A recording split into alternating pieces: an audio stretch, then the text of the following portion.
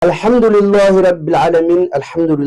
alamin aw bismillah lumière tv sanfɛ walasa k'aw kunnafoni aw ye cɛw ye aw ye muso ye aw ye jamakulu ye jamakulu mun ni aw bi lumière tv sugandi kuma bɛɛ k'aw ka kunnafoniw ta aw ka kunnafoni kɛnɛ o sigilen don n'o y'an ka todunkan ye ka walawala ka a yɛlɛma ka bɔ tubabukan na k'a di aw ma a di cogo ɲuman na o de la bi n'ala sɔnna ma kunnafoniw an bɛna taa an ka jamana in kɔnɔ ka tila ka bɔ n'a ye an ka jamana kɔnɔ ka taa n'a ye jamana kɔ kan précisément Iran ani États-Unis olu kun bɛ ɲɔgɔn na ɲɔgɔn faamuyali fitini kɔni sɔrɔla tile 15 hakɛ o kɔnɔna na n'ala sɔnna ma an bɛna da se o ma mais ni jamukan in n'aw mɔgɔ b'a ɲuman la aw bɛ taa précisément lien min filɛ nin ye ka afficher aw bɛ dɔ aw fɛ ka taa YouTube kan ka taa a lajɛ an ka chaîne YouTube a jamukan ko turu bɛɛ lajɛlen bi bila yen n'o de donc bi kumaso kɔnɔ maa min bɛ yan o de nana Kadija Kulibali ye ka na fara aw denkɛ n'aw balimakɛ Amadu Sala Ture kan kunnafoni k'u fara ɲɔgɔn kan a se aw ma groupe lumière ka rédaction ka wuli ka jɔ n'a ka baara ye don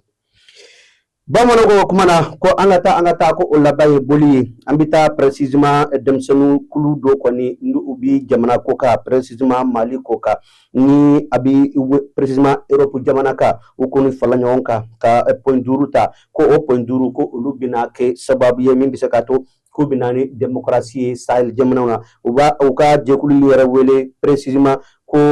i n'a fɔ a bɛ fɔ min ma ko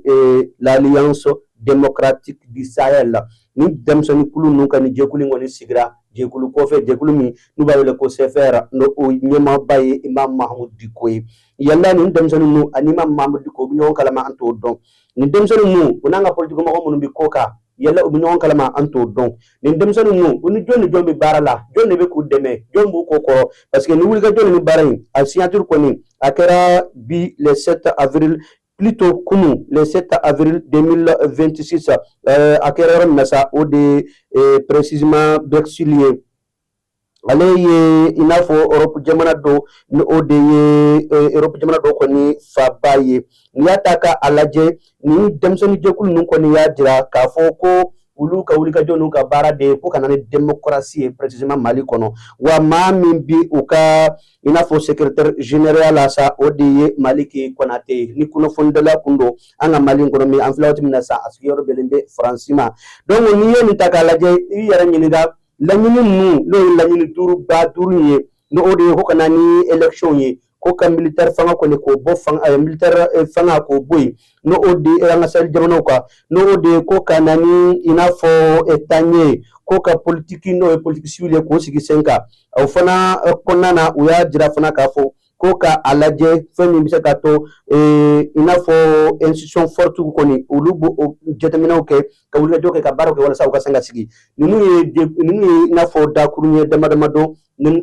ka nin communiqué in kɔnɔna na wa u ka kuma fanba bɔlen bɛ yɔrɔ min na o de ye ko démocratie ko olu kɔni bɛ k'o de kɛlɛ kɛ u bɛ o de wuli ka jɔ la yala an bɛ an yɛrɛ ɲininka capitaine Ibrahim Traoré ka o don kuma min kɛra u ka télévision soba la o de y'a to ninnu ye nin kuma in fɔ wa a kun b'u kɔnɔ k'a kɛ wa don jumɛn de hakilina ninnu na an t'o dɔn mais bamananw ka kuma don ko n'an bɛ taa an bɛ se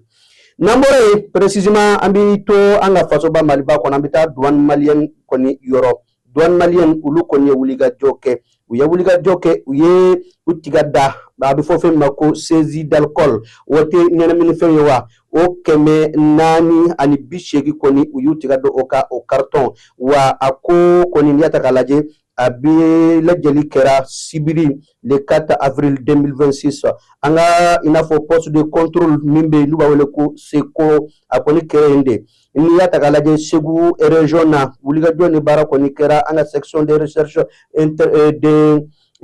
intervention a kɔni kɛra olu de fɛ n'i y'a ta k'a lajɛ 6 heures du matin n'o ye nɛgɛ ɲɛ 6 sɔgɔmada joona fɛ i n'a fɔ a tɛmɛnen ni miniti 30 ye o de ye nin wulikajɔ ni baara ninnu kɔni kɛra wa a kɛra sababu ye min y'a to 480 cartons d'alcool i n'a fɔ chaque carton 120 sachet o kɔni de b'a kɔnɔna na n'i y'a ta k'a lajɛ an douane malienne kɔni y'a jira k'a fɔ k'olu ka wulikajɔ n'u ka baara bɛɛ bɛnnen don min bɛ se ka to malidenw bɛ lakana u bɛ kisi ɲɛnaminifɛnjugu ninnu minnu b'u ladon k'u kɛlɛ k'u bɔ an ka fasoba Maliba kɔnɔ bamananw k'u ka kuma na ko ɲɔ bɛ ɲɔ bugu mais taakan de b'a la n'an bɔra yen nɔ sa an bɛ boli biribiri ka taa sɔrɔ fan fɛ abifo femi mako la biak ale koni ye banki mi nabi sema goni o marala uya jira ka fo ko uluka to korlen koni o tora a chugala précisément tomi nuba wele ko 4,75% o fana kofe to do fana be no o de ye 6,25% kata afara inafo 0,0%. Donc ni bele jeli tomi ni be sima koni uluka banki mi be no sa no be wele ko inafo banque centrale comme anta bi chogamna o koni ulu ya jira ka foko otono no koni ko foite faraka mimbi se ka to ko jamana munun be Afrique centrale konnana inafo Chad inafo Gabon onu nyona chama ni inafo Congo nu ulu be se ka lafiya chogamna o de kama ulu koni do mafara ulu ka toka wa uliga joni baro be ake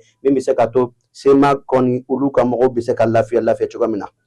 bamonogo uka kumana ko niya me kwa ngata kuni yoro la sigatimina inafo kunuta de jara sino sigatala ibi hakili bi do fe wala minti kunuta yoro e niya alaje amita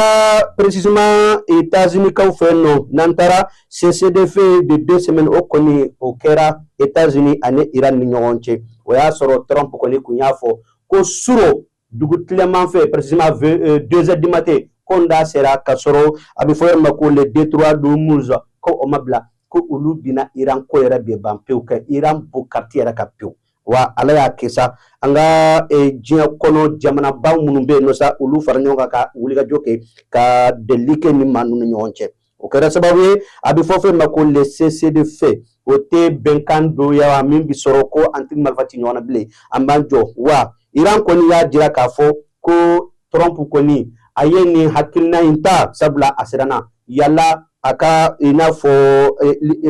abifo mako ultimatum nu yala ultimatum ku binye sorowa asirana wonye koy wode kama akoni ko bla wa Trump fana ya fo ko Iran ka usirana wa ku ye delike wa ko alisano delima wa ko abifo mako le D3 d'Hormuz ko okoni mo betema o fe bi o betema o fe chini parce que hakili bala andale ka fo na ko le D3 d'Hormuz ni fait yoro mimbi comme il faut barido bami ni jien pétrole bebi tema ayoro fe wa yoro ibata kala jabi rande fe wa yoro surman do yoro mi ni c'est très simple à contrôler ibise ka mo baliga tama fe comme choga min kadi o de kama Trump ko ni ye galaya soro ni keleina anda soro avion chamamba american ko avion chamamba de tora ni ko ina déjà abido yere nyumana ko abi 700 milliards bo et plutôt millions bo d'euros plutôt de dollars 700 millions de dollars américains ka bo ina fo avion monotora ni ko ina do yere ko avion kila biso ko obo wa nyata kala je Trump ka ma chama fana banana ni ko ina ko do yere sara ni ko ina donc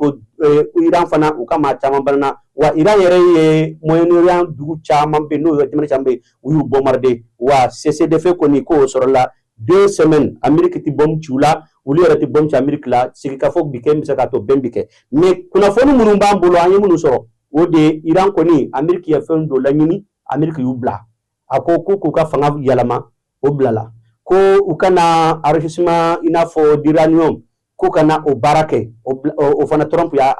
obla donc négociation que ni kera comme na fo Iran ka faveur la ka teme Amerique taka kuna fonu sur la chogamina ambi se ka fo doron ko alaka ko here nambore ambi to Amerique kere ni Iran kere na Obama ka to fangana wati minna ko ale ko ni mi bombardement ke kanyesi Iran made mais ale ni Iranium bena benchogo nyumana ka teme Trump tayi ka comme si Trump tala Amerique bina ka teme Obama taka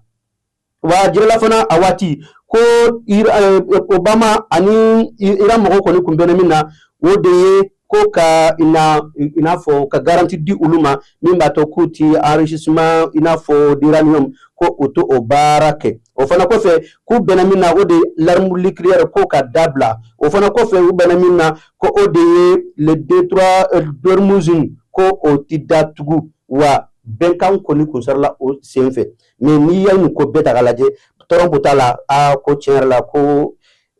Amerika lanyinu shi lanyinu be masabati de ko chaman be ko ajera uko wala galaje États-Unis yɛrɛ jamanadenw u ye Trump bolo tolomini ka da ko kan sabula u jirala k'u tɔɔrɔla u sɛgɛnna parce que déjà pétrole sɔngɔ yɛlɛla gɛlɛyaw nana mɔgɔ caman bɛ ka sa mɔgɔ caman bɛ ka bana nin ko in na donc u siranna donc en réalité u y'a jira k'a fɔ ko États-Unis kɔni n'o y'u ka jamana ye k'a bɛ ka bin Irak kan donc nin bɛɛ lajɛlen kɛra sababu ye min bɛ se k'a to nin ko in kɔni a yɛlɛma nin yɛlɛma cogo in na n'an bɔra yen an bɛ taa Faransi an b'a dɔn ale ye États-Unis i n'a fɔ teri jamana ɲumanba dɔ ye wa Faransi fana k'ale date dɔ nin na n'i y'a ta k'a lajɛ Angleterre de min ye États-Unis colonisé o fana k'olu date dɔ nin na koyi k'olu date dɔ nin na donc Allemagne k'u date dɔ nin na Italie k'u date dɔ nin na donc États-Unis ka alliés bɛɛ u y'u ko d'a ma wa n'i y'a ta k'a lajɛ Iran bɛ mun de kɛ hali kunun dɔrɔn Iran ye maa fila jate Français la minnu tun bɛ kaso la a bɛ san 3 bɔ Iraniyɛnw y'u bila ka na Faransi koyi sabula u ni Faransi fana bɛnna ko dɔ la donc wa Faransi ka i n'a fɔ pétrole fana n'o ye u ka cargo ba ninnu u fana tɛmɛna donc n'i y'a ta k'a lajɛ Italie taw tɛmɛna Allemagne taw tɛmɛna Espagne ta tɛmɛna donc hali Angleterre ta fana tɛmɛna donc nin kɛra sababu ye sababu min y'a to ni Trump yɛrɛ y'a tigɛ d'a ko wa a yɛrɛ tiɲɛ yɛrɛ la a ka jamanadenw fana y'a sɛgɛn ka se niveau dɔ la a ma ɲɛ ale yɛrɛ y'a dɔn k'a ye kɛlɛ in daminɛ cogo min na ko kɛlɛ in ti kɛ nin kɛcogo in na donc a seginna kɔ Iran fana y'a jira k'a fɔ ko olu bi fɛrɛ ka sa ka ban de ko mais ko olu t'u yɛrɛ di États-Unis ma k'a ka sago kɛ olu la donc nin de kɔni ye kumaw ye kuma min n'an sera k'u fara ɲɔgɔn kan k'u lase aw ma bi Nana Kadija kun bɛ yan nɔ studio kɔnɔ Amadu Sala Ture kuma bara kun bɛ n bolo an b'a fɔ yan dɔrɔn ko n'Ala sɔnna ma a' y'a kan bɛn sini n'an ye kunnafoni minnu sɔrɔ k'u fara ɲɔgɔn kan an b'o lase aw ma. Salam alaikum, c'est moi Princesse Seida Maba, toujours la fierté de l'AES. Bamako Tche, Ani Mousso, Demsen, Groupe Lumière TV, Audi Adaye, Anyamoroba, Oye Tonton, Amadou Sala Touré. Malide, New York, Angabeke, Lema, Angambolo Dignogama, Kanfaso Malibonogola, Koraya Akili, Koraya Manaka Jawili, Koraya Manaka Jawili, Demisoni Akili Manibolaji. Antigi ban famino kani olu kɛra faso cibaga ye tun o b'anw sira anw denmisɛnw jigi bi tiɲɛ komi ti kɛ komi ti fɔ komi ti ye tiɲɛ kɔnɔ anw bi ko bɛɛ danni ye bi anw ka Maliba in kɔnɔ. Europe Malien Lumière TV maaw kun kan bɔra tuguni ala ni ko information yɛrɛ i ko Lumière TV ni ko farikolo ɲɛnajɛ o kunnafoni i ko Lumière TV ni ko kodumaw jamana kunkan ko ba fɛ bɛ dugu in kɔnɔ ni bɛ fɛ ko Mali kɔnɔ ani Mali kɔ kan Afrique bɛɛ lajɛlen ni ne Fatim Jabate Madame Jabate de Mangaye la haute gamme ne y'a fɔ ɲɛna ko n'aw mago bɛ électronique fɛn o fɛn na diɲɛlatigɛ kɔnɔ a ɲuman bɛ sɔrɔ électro yelen de la yelen électronique ni tɛmɛna yen nka dɔrɔn i t'a ɲuman sɔrɔ an ka studio complet dira an ma a musique ali sɔgɔmada na ne ko non ko dada ko dɔ bɔ sɔn na parce que n'a ko ko studio a bafulu ka dɔgɔ la mala a bɛ kɔbɛw ni babaw de tigɛ n'aw mago bɛ fɛn o fɛn na électronique la yelen électronique de y'a da ye Mali ani Mali Afrique bɛɛ ka na n'a y'a ɲuman ɲuman i b'a dafara awɔ ale tɛ kɛ kalo kelen k'a bɛ tiɲɛ dɛ ayi ale ye sanni o tɛ balimakɛw n balimamuso électronique minɛn de jɔrɔ bɛ aw la o banna pewu walima sɔgɔnɔminɛnw misiri kɔnɔminɛnw studio minɛnw salle de conférence minɛnw fo ka taa se bafulu minɛnw ma mɔgɔ kelen pe sɔrɔ yɔrɔ kelen pe hatɛ fune dumasi Cheikh Mamutu Traoré yele électronique a filɛ nin ni bɔra Membo sirafara la k'i bi yɛlɛ ka taa centre meublé fan fɛ yanni ka fara juste i bi i côté gauche lajɛ yele électronique Cheikh Mamutu Traoré i b'a sɔrɔ yen nɔ i mɔgɔ mana se minɛn o minɛn ma a minɛn bɛɛ lajɛlen bɛ yen i n'a fɔ baffle guitare lampadaire chaise micro piano b'o la batterie ampli microphone fo ka taa se lumière ma maa o maa bɛ yen k'i b'a fɛ ka galon bɔnda o tuma na sa boli biribiri i ka taa se yele électronique Cheikh Mamutu Traoré ka yɔrɔ la n'i ye ɲɔgɔnmɛ bila cɛncɛnkulu sanfɛ tɛgɛ t'a yira tuguni dɛ o ye cɛ funɛ dimanche o tuma na sa an bɛɛ lajɛlen ka wuli ka jɔ kɛ an ka Mamutu Traoré ka yɔrɔ sɛgɛrɛ yele électronique hatɛ